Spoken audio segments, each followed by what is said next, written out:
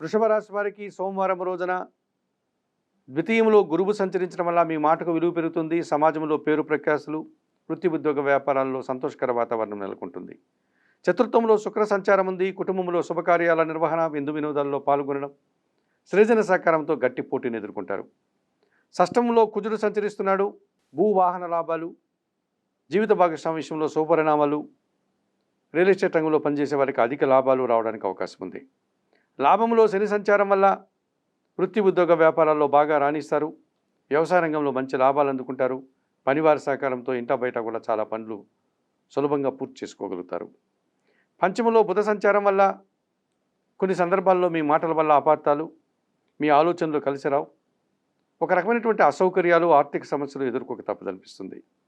చందనపు రంగు వస్త్రధారణ చేయండి. సీతారామచంద్రమూర్తి దర్శనం, శ్రీరామ రక్షా స్తోత్ర పారాయణం, పెసర్లను పేదవారికి దానం చేయడం వల్ల మరింతగా మంచి ఫలితాలను పొందగలుగుతారు.